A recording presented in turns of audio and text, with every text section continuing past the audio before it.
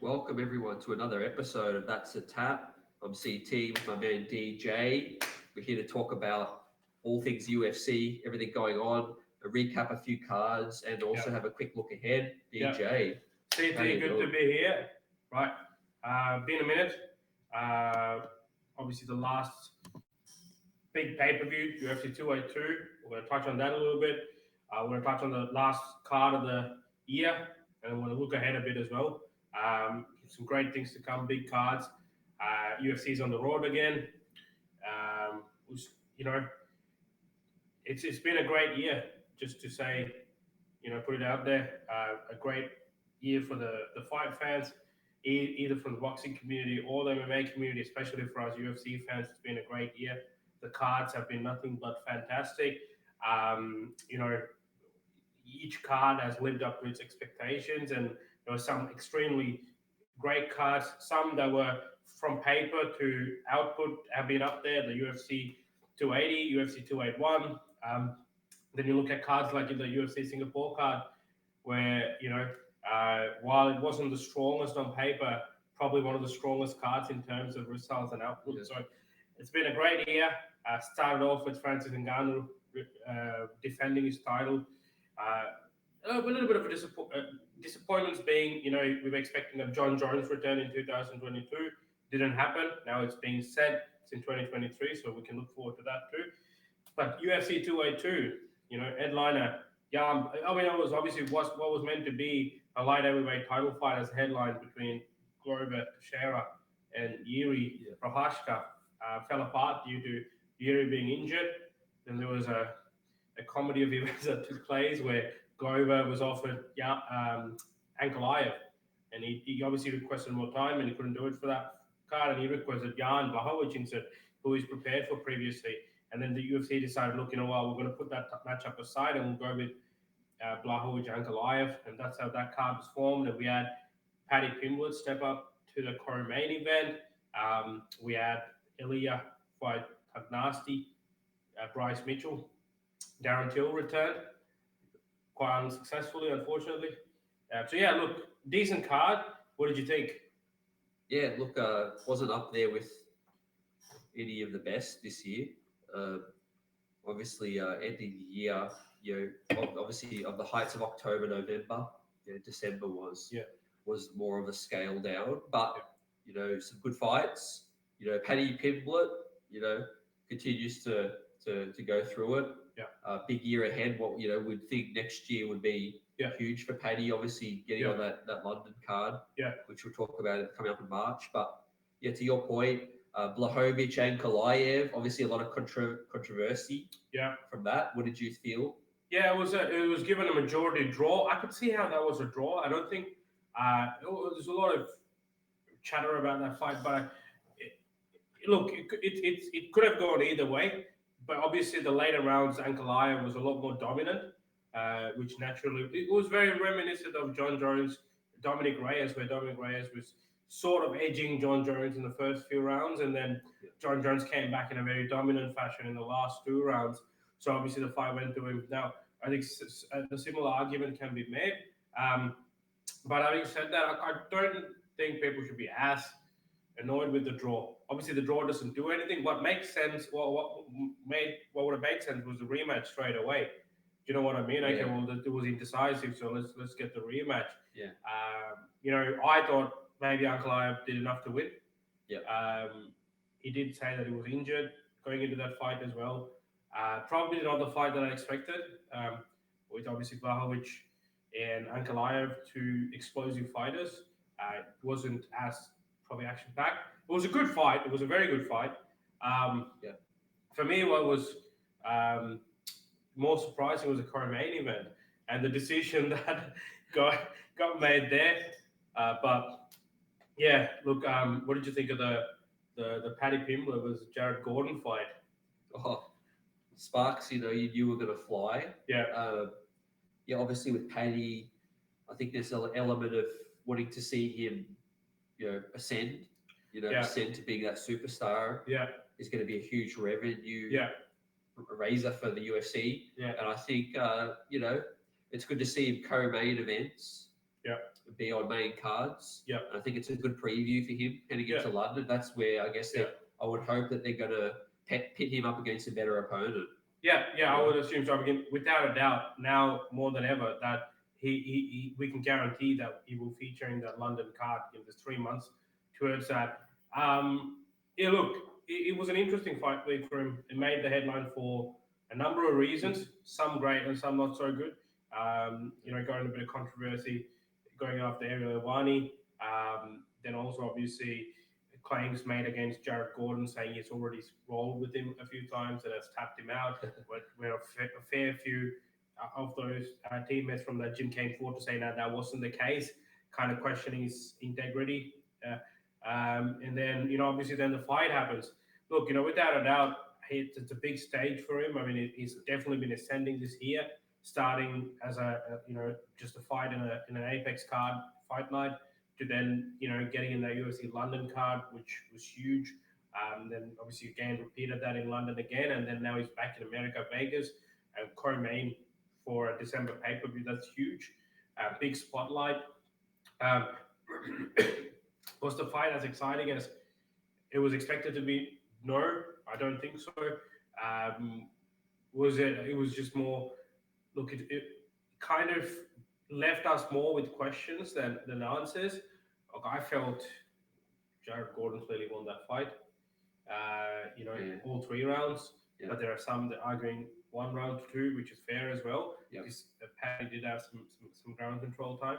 Yeah. But having said that, I did think the judges got that wrong.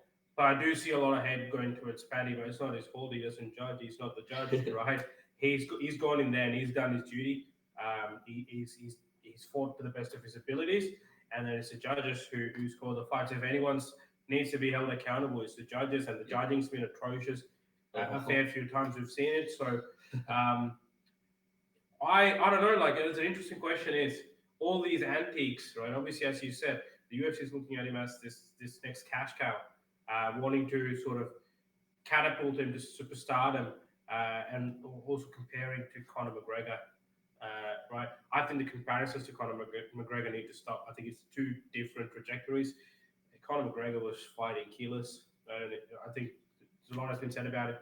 In his 4th fight, he fought, Dustin Poirier, and finished that fight, and he made that bold prediction: I'll knock him out in 1 round, and he did that, and he made that post-fight speech of where I did take part, where he did take all these great things, right? And that's very different to what's happening now. Whereas, the caliber of opponent, you've got to compare all that. Yeah.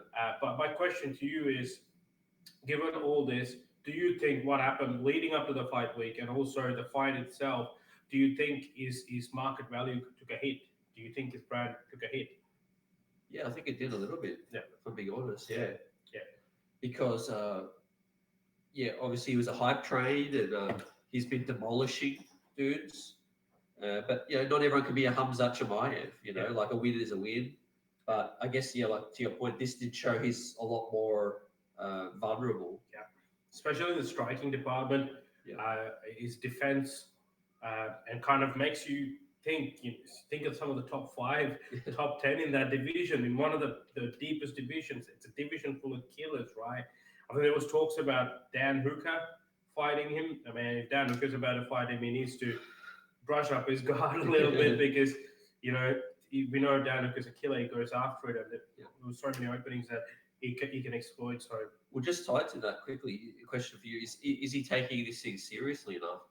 We see what he does between fights. Like, that raised my eyebrow when I first saw that. I'm like, you've been going through killing dudes, but maybe you should be taking this thing a bit more seriously if you want to get to that next level. Yeah. I haven't seen a fighter balloon out to that level. I think, there's been a lot of comments made about that too, sort of the professionalism and discipline between fights. It definitely plays a factor.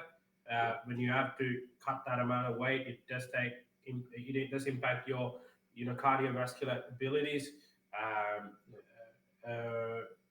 So it's very interesting. And is he taking it seriously? I would say yes, because obviously he's in the UFC. He loves to win. He's made that clear. But what I probably think is, I'm not sure if all this fame that's come too quick is sort of taking it and running with it.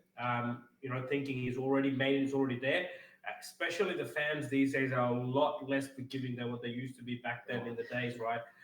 When you are making bold claims and when you are trash talking, they expect emphatic performances to follow, not just a controversial decision, which majority of the people are thinking that should have gone the other way. So that obviously doesn't do you any favors. He definitely needs to focus on sort of brushing up some of those techniques, as we said. But look, I think he does take it. I think he does take it seriously. I think he wants to be in the UFC. Yeah. Look, I feel like this might ignite a fire in him to sort of come back and perform really well in his next fight. Yeah. Right. What'll be interesting to see is what sort of opponent we're going to be, looking at, right? And we're going to look up, or because Jared Gordon, if I'm not wrong, was not ranked, right? Are we going to give him a ranked opponent? What's going to happen? You know what I mean? Like Ilya, which I think is a bad fight for him. Right? Ilya's been calling him out. They have this beef. It's a big fight for them to sell. But I feel if that fight goes ahead, obviously it'll be a tough one for Paddy, and that could impact sort of future plans for the UFC. Yeah. Right? Yeah. Especially the first one outside of the UK, and there'll be this narrative like if he wins the next one, it'll be like, oh, he has to fight in the UK all the time. Yeah. Yeah, correct. Like, yeah. You've got to be able to fight outside. I don't think he had any animosity from the fans in the beginning, but I think as the week progressed and sort of some of the antics sort of made the people, and then the decision just tipped them over, and where we see a lot of hatred online towards him. But for me, the favorite fight of the card, man, was the Ilya Tapura fight. Not the fight of the card, but more the performance in that card. I think, man, what a performance! This guy is a killer. He's a force to be reckoned with in that featherweight division. Who's also is able to fight lightweight. Yep. I think he's one of those well-rounded fighters. Both undefeated fighters going into that fight, Bryce Mitchell and Ilya Tapura, and obviously it was just not just a stellar performance, which is a shutout performance. Every aspect of the game, striking, grappling, everything, he excelled. He showed that he's ready for a big challenge. And you see the difference, right? Like these guys who did talk the talk, but then they come out and walk the walk. And when you do that and you stop a guy who's undefeated and you're calling out Brian Ortega, that's sort of like what propels you to a stardom. But I like the fight. I like him, man. Like he's a good fighter, great technique, great skills, great to watch. So yeah, that was another good fight. Till was quite disappointing. Yes. Yeah. To be honest. It was a good fight. It was a great fight. I agree with Dana White. He said, I don't think Till's stock drops because it was one of those back and forth fights and where he sort of dug deep and started to fight. I was surprised at how quickly he tapped. Yeah. Given there was only not much time left. Cardio could be rust. Yeah. Cardio. Yeah. Bit of rust. But I think with Till, you always feel like he's in every fight. Like he could end a fight quickly. Yeah. So yeah, like with that, he always appears like a dangerous opponent. Yeah. But I do think he's a name established, and he's going to continue to get like good fighters, like a hooker. He's got a name. Yeah. But could he end up being one of those just unfulfilled potentials? Yeah. And is he? I know he's still young, right? He's still young, and he's fighting nothing but killers, right? Is his shot to fame so early? Was it towards the detriment of his career, right? Because if you really look at it, he was a big name to be a big name in the welterweight division, right? Fought for the title against Tyron Woodley, and then since then he's had a very tough run. Right? He's obviously lost to Masvidal since then, and then decided to step into middleweight. Duplessis, his opponent, made a really good point, saying, "Look, if Till was probably not strong enough for middleweight. If he were to sort of be, if he were to sort of come up again, he needs to look at welterweight again." So where does he find himself? Is he stuck in that place? Because if you really look at middleweight, he's only won one fight against Gastelum, which was his debut fight. Right, and then since then he's lost to Whitaker, he's lost to Brunson, and the list. And then there's been a series of injuries, which is very unfortunate. While he's got that big name, but is it sort of coming to the point where now he's at risk of, like you said, that dream not being fulfilled at all, or does he switch to welterweight before it's too late? Does he go do another run at welterweight again? When you look at welterweight, it's another killer division. You know what I mean? How about this? Like, I think it's at the point where they need to do what they did with Anthony Lionheart Smith. Recognize it's important to organization. Yeah. But also realize that he needs maybe some lighter opponents. Is in just to get him on a win streak. He's the type of guy he's been fighting tough guys like non-stop. Yeah. Like just give him an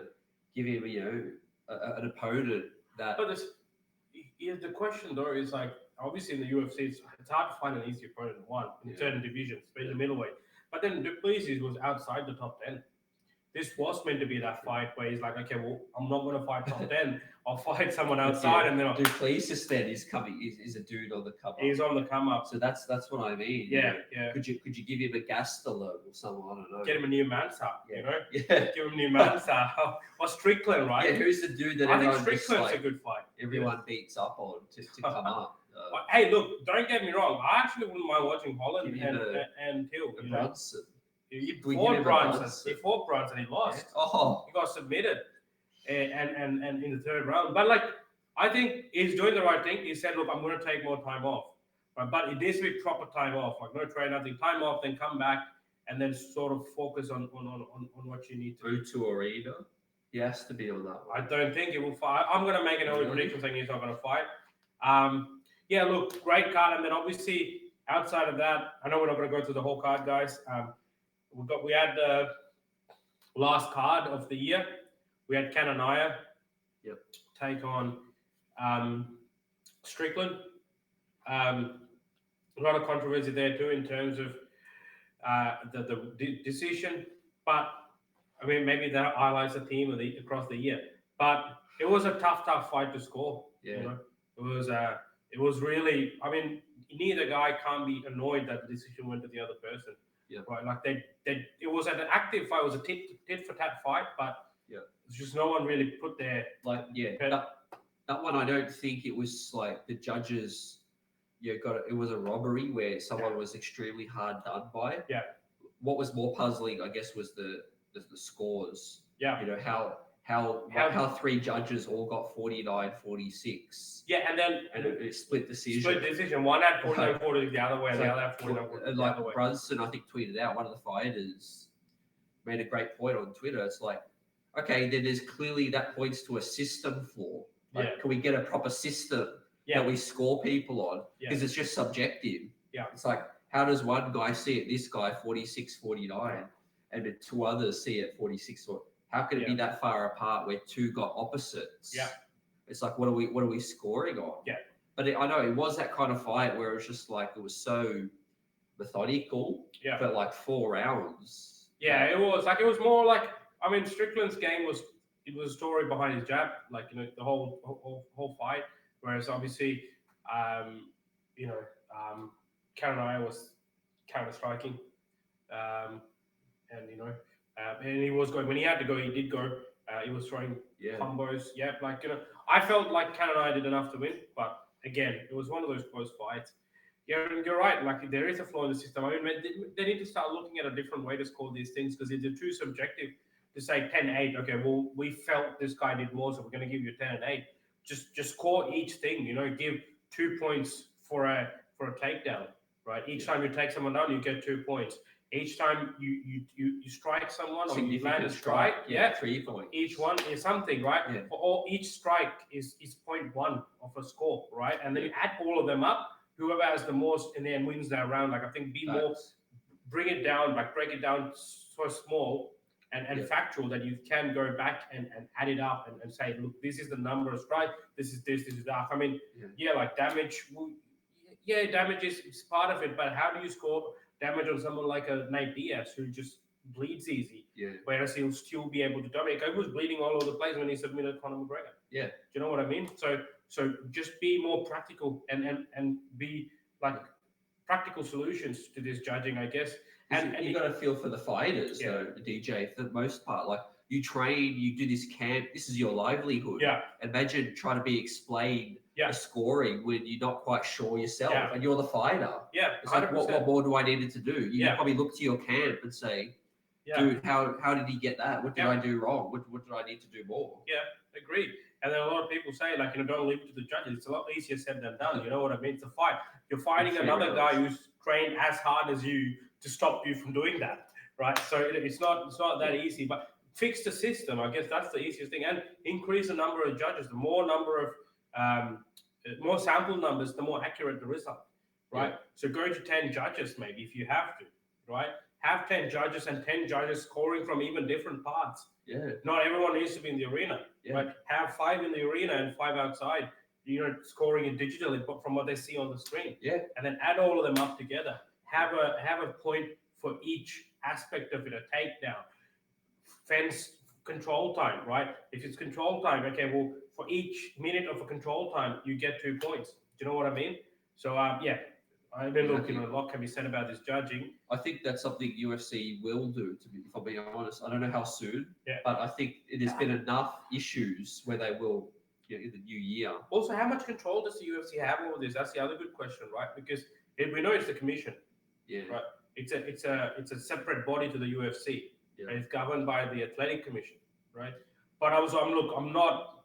This is not an educated comment, but I've not heard of controversial decisions in any other sport, any other organizations in MMA, right? So it's a bit, how much does UFC have the power to change these people or change the system? Look, Well, this is a topic for a whole other show, but you know what's going on with the gambling issues. Do you think these lopsided judging things could be correlated? I'm not suggesting it. Yeah. But could it be correlating? Where gambling is involved, you're going to see some shiesty things. Yeah, you can never rule it out. Who would have thought that a fighter, or an ex-fighter in the UFC who's a current coach of a champion as well, would be doing something like that. It's not proven yet, so allegedly. But look, anything can happen, man. But look, we're gonna wait and see what they do about the judging. When does all this change? But yeah, look, that's sort of kind of the year with some great fights. For me, I reckon, what was your fight of the year? What was my fight of the year? Yeah. Okay. Look, there was a number of candidates. I mean, the Poirier one, Poirier Chandler, was just incredible from a short sample size. From a longer one, my favorite was the one I was there in Singapore. That's mine, man. Glover Yuri. That's mine. I think that got the award for the fight of the year as well. Yeah, Glover Yuri. Given what was on the line, given the back and forth, it was just, I was on the edge of my seat. That had to be fight of the year.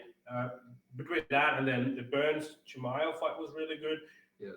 Even the O'Malley Peter Yan fight was really good. Yeah. Dustin Poirier Chandler didn't go the distance, but it was for however long it lasted, it was just non-stop action, right? So look, there was some great fights. But for me, that was a fight of the year. What was your knockout of the year? Look, obviously the two big knockouts were the two champions losing their belts. Adesanya getting stopped by Pereira, not Michel. Alex Pereira, sorry. Yeah. And also, look at me now, Leon Rocky Edwards. Yeah, that's mine. Those will live in UFC folklore. Yeah, for forever. Man, that was my favorite one. Pound for pound headshot dead. Yeah, as with the stakes again, and sort of to come back and do that head kick knockout, 100% knockout of the year. That was great. And then quick look ahead. Look ahead, man. We've got three pay-per-view cards announced so far. We're on UFC's back on the road. We're going to Rio. We're going to Perth, quite special to us, right in our backyard. Then we're going to the UK, to London. In terms of fight announcements, not so great because each card's had their various set of pain points. The Rio card, where obviously they had to put together a main event, and then it ended up being a last minute one. Glover Teixeira and Jamal Hill fighting for a light heavyweight title, which I think is a little bit unfair. Obviously, both guys deserve it. They've done a lot in the division, no question about that, especially Glover. But Uncle Ivan, Jan Blachowicz just went, toe-to-toe for 5 rounds, and obviously it was a very emotional fight. I think let's do it again. Yes, it's going to take a bit longer, but do you know what I mean? Yeah, but it seems like indications suggest that Yuri will be coming back sooner rather than later.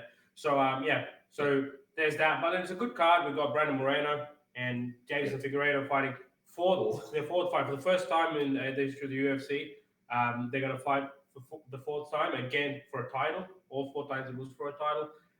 It makes sense because the first one was a draw, second one was Moreno won it, and the third one Figueiredo won it. So it's interesting. Yeah. I'd be tuning in for that fight. Burns is fighting. Always exciting when Gilbert Burns fights. He takes on Magny. Jessica Andrade's back. So a look, good card there. We got your friend Johnny Walker fighting as well. He's fighting Paul Craig, the submission artist. So good card there. And then Perth, man, you're going to be there. What do you think of that card? Yeah, I mean, I cannot wait. Counting down the days. Yeah. It's going to be super special. Yeah. Obviously, we heard just a day ago, very unfortunate news. Yeah. Quickly touch on that. Yeah. Which is that Whittaker Costa has fallen through. You know, we could talk about it for a whole episode again about how the UFC, you know, how they managed to market that fight when it wasn't, you know, no one quite knows, you know, whether it was a done deal or not. Yeah. Why did they advertise it? Obviously, the number one reason might be to sell tickets. I feel like they offered Costa a contract when they announced the card, they announced the fight. They just assumed he was going to sign it, and then he didn't sign it, and then they were left in a situation. But I'm just gutted for Whittaker fans. For fans, it's still going to be a great card. The main event's going to be special. Yeah. Really look forward to that. Yeah. But I do feel like maybe a replacement fight with Hooker or Jack Della Maddalena will probably find their way onto that card. Yeah. But it's stacked already as it is. We've got a great co-main with Josh Emmett and Yair Rodriguez. Yeah. So, what are your thoughts on that? And then also the London one. Yeah, man, like, agree. Like, Whittaker dropping out was a big disappointment. I was keen for it to come back. I felt like a win over Costa solidifies him as our next contender again for the title. You know, again, and that also gives him that bragging right of, look, he's cleared the division out as well. Costa's the only guy that he hasn't really fought. If Strickland had won the other day, then we could have seen that matchup with Whittaker. Obviously, that hasn't happened. Canonaya won. We've already seen Whittaker fight Canonaya. Look, I think one thing we need to get straight is that I don't think we should put any of the blame on Costa. I just feel like, why announce a fight when it's not finalized? You know, that's probably my biggest gripe. I agree. Could have been for ticket sales. Costa has, to be honest, been vocal about saying the fight's not done yet. He's been through, you know, dating all the way back a couple of months. He's been saying, hey, it's not done yet. I'm negotiating a deal. It's not done, like, you know. Whereas, you know, no one came out to say what's going on, and then eventually it seems like they didn't come to an agreement. Yeah. And now the fight's fallen apart. What they could have done was, though, like Whittaker, what would have helped them just sell tickets anyway? They could have just said Whittaker with an opponent to be announced. Yeah. That's enough to. I mean, people didn't really need to know. Australians attending the event for ticket purposes didn't need to know who Whittaker's going to face. Yeah. That was not going to decide whether or not. They were always there to see Whittaker, obviously. Yeah, the Costa fight was a huge fight. But yeah, like, I mean, I still think they have enough time to find a replacement, but I feel they want to keep this matchup, right? And maybe the UFC wants Costa to fight Whittaker because the chances of, on paper, the chances of Costa beating Whittaker is very slim. But if he is indeed leaving, and we've seen that with the UFC, if you're going to leave, you know, you get a very tough opponent if you're not in the good books, right? We saw that with Frankie Edgar. We saw that with Nate Diaz. Obviously, it all fell apart at the end, but it was meant to be Hamza. And, you know, if this was indeed his last fight, we'll see that. How about this, DJ, though, which I just thought of? With wanting to keep that matchup, with what you just said, do they look to keep Whittaker Costa as a main event for a fight night down under? They could. They're going to need something left over to bring a crowd for it. Maybe. I think that fight sells. That fight definitely sells tickets, right? Yeah, but look, either way, it's a shame that Whittaker's not fighting. But yeah, I agree with you. I'm pretty confident they'll find a fight for Hooker. And I'm more than certain Della Maddalena is going to be fighting. Yeah. So, but man, like, say what you may, but the main fight itself is worth the whole pay-per-view, which is pound for pound number 1 against pound for pound number 2. All that aside, it's the lightweight champion, featherweight champion taking on the lightweight champion for the lightweight belt. It's for all the marbles. Cannot get any better than this. 2 great fighters. That fight, as long as that fight stays on, we're fine. We're good. And then we got the UK card. Not many fights have been announced, but obviously we've been speculating. Paddy Pimblett could be on it. I don't think Till will be, but Aspinall might be ready by then. You don't know. Yeah. Another big player in the heavyweight division. But also words. Nothing's been confirmed yet, but there's been rumors that Usman's not going to be ready for that card. Ooh. Because he's got hand surgery. Wonder Boy came out and said that. With Edwards, yeah. Yeah, and they're looking at Edwards and Masvidal for the title. So I'm not sure what's going on there. I hope it's the Usman Edwards fight. You put a definitive end to that chapter, right? You 1-1, and then you just go put it in Leon's backyard. You know, that's perfect. I personally think, like, for Usman, it's a good strategy to sit one out and build back up. Again, like, he loses to Edwards again, he's stuck at a dead end. So why not let him fight someone else, recover properly, mentally, physically, and also being a European event, they might want to get Vittori, or maybe they get more talent on that card without that big matchup. Big matchup, you know. Yeah, but I think the whole thing is building that card around that fight. And Dana's been speaking about wanting to sell out the O2 and that arena, the field, and then a homegrown champ. Like, UK hasn't had that since Bisping. Yeah. And now that they've Leon Edwards, they want to maximize that. Yeah, true. But I agree with you from Usman's standpoint. He's definitely, undeniably, one of the best fighters in the world. And I don't think there's any skill-wise, there's no hesitation in him wanting to fight Edwards again. It's just more the mental block, right? When you know this guy's devastating KO, that's going to run in your mind a little bit. I think what's better is to take another matchup where you win, you regain that confidence, sort of remind yourself of who you are, and then go back in. Having said that, these guys are champions, man. Their mental fortitude is very strong, right? Yeah. They just go in, be confident they're able to do this, get the deed done. Same thing with Adesanya. Whenever that gets announced, he's gunning for that fight, the rematch again, right? Because they know, like, oh, look, regardless if you knock me out or not, I know who I am. I'm going to beat you. You know what I mean? Definitely. So yeah, look, some big things to look forward to. Been a great year. So thanks to all of you guys for tuning in and supporting us as well. We wish you all a Merry Christmas and a Happy New Year as well. Anything crazy happens, we'll pop in an episode anyway. But if not, we will see you on the other side of the new year, 2023. Yep. Right? Absolutely. Couldn't have said it better. That's it for a year, big year, 2022. Ready for a big year, 2023. We're going to be in the building. We're going to be traveling. We're here. Biggest fight fans in Australia. We're here. And it's been a pleasure, EJ. Wishing you and your family a great festive season. Everyone out here that supported the platform. And that's it for 2022. It's a wrap. It's a wrap, and we will catch you on another episode of That's a Tap in 2023. Catch you later, guys.